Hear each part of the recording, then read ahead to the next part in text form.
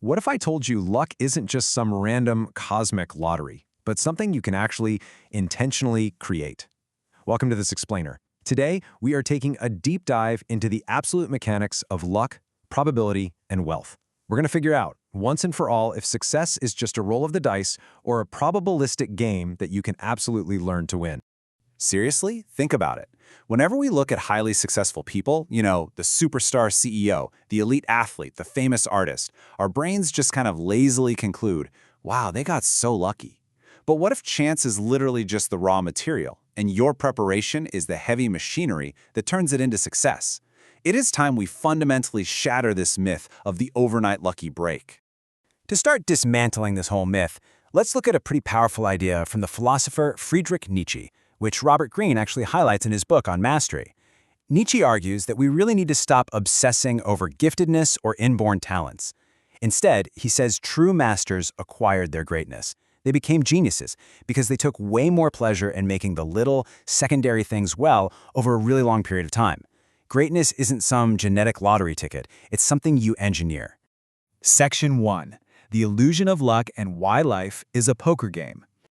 To understand how to stack the odds in our favor, we have to look at a brilliant framework from former professional poker player Annie Duke.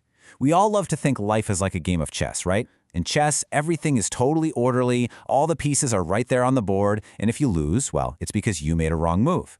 But here's the reality check. Life is not chess. Life is poker. In poker, there is always hidden information. You're constantly dealing with unavoidable uncertainty, and your outcomes, they're this messy, chaotic combination of your actual skill and pure, unadulterated blind luck. And because we stubbornly treat life like it's chess, we fall into a massive cognitive trap. Andy Duke calls this resulting. Basically, this is when we draw an overly tight relationship between our results and our decision quality. Think about a really great decision you made recently. Good result, right? But in poker, you can make a mathematically flawless, brilliant decision and still lose all your chips to a lucky card drawn by your opponent. We mistakenly assume a good result automatically means a good decision, completely blinding ourselves to the role luck played. So, to fix this, we have to learn how to properly do what Duke calls fielding outcomes. When something happens in your life, you need to mentally sort it into two separate buckets. The skill bucket, which is stuff you actually control, and the luck bucket, which you don't. For example, a car crash might go in your skill bucket because, hey, you ran a red light. Or it could be in your luck bucket because someone else ran their red light and hit you. To actually get better at the game of life, you have to ruthlessly separate what you caused from what was just random chance. This active sorting is the absolute foundation for creating luck through deep awareness. Which naturally leads us to how our brains actually function, or more accurately, how they misfunction out in the real world. Here's how we lazily form beliefs. Step 1, we hear something. Step 2, we instantly believe it.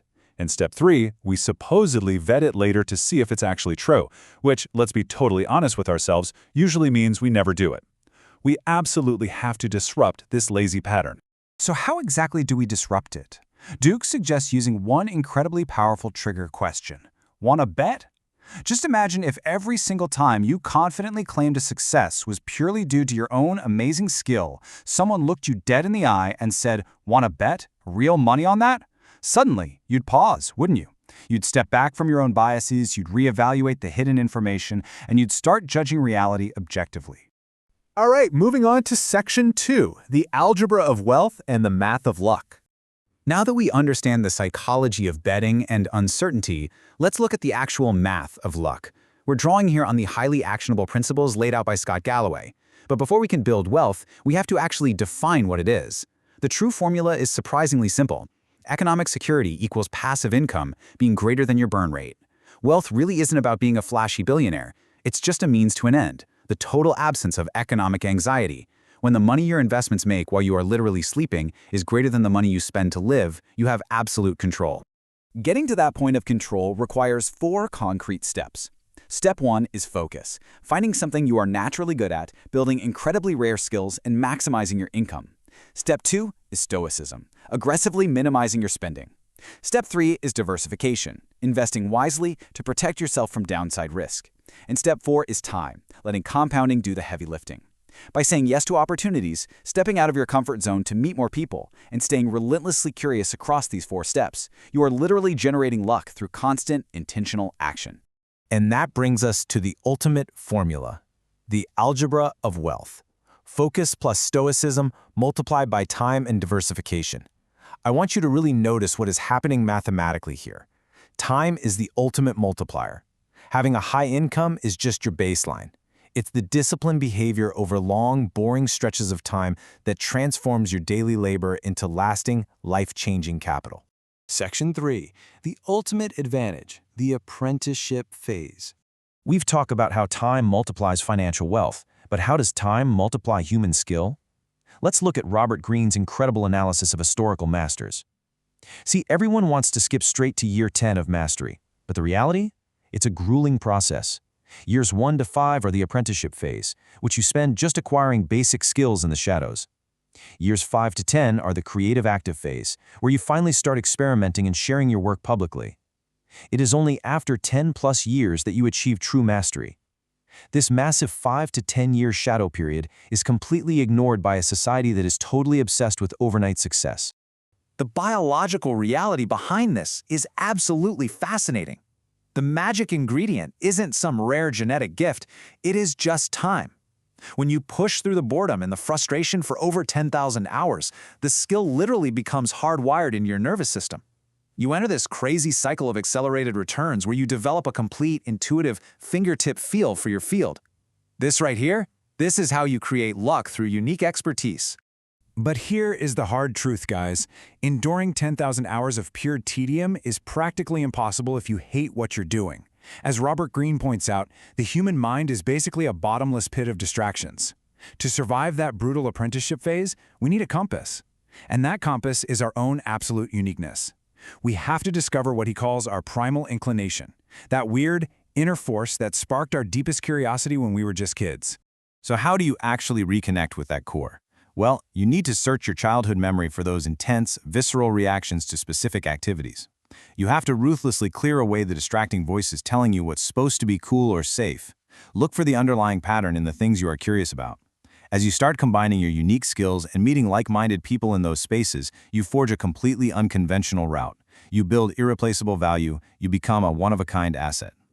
Which brings us to Section 4, Creating Your Own Destiny. We've pulled together the concepts of probabilistic betting, the compounding math of wealth, and the biological reality of mastery. Let's definitively answer our original question. As author Ryan Holiday puts it in his work on self-control, self-discipline has never been about punishment. It is about becoming the best that you're capable of becoming. We so often view discipline as this awful deprivation, but a true master views it as the most economical way of dominating a profession. By constantly improving your efficiency, you eventually operate with such absolute ease that everyone else just sits around wondering how on earth you got so lucky. And that leads us to this ultimate realization. When you conquer yourself, when you actually put in the 10,000 hours, when you manage your money with stoic discipline, when you view life's outcomes objectively without all that bias, you prove that your victory was never a fluke. You mathematically engineered it. You can confidently say that success hasn't inflated your ego, it has simply made you better. So, I leave you with this final thought. Knowing the math of wealth, the cognitive traps of resulting, and the sheer amount of time required for true mastery, are you going to continue to treat your life like a slot machine, or will you finally sit down at the poker table and start systematically stacking the odds in your favor today? Remember, the harder you work on becoming valuable, the easier luck seems to find you. Thanks so much for joining me on this explainer, and I will catch you in the next one.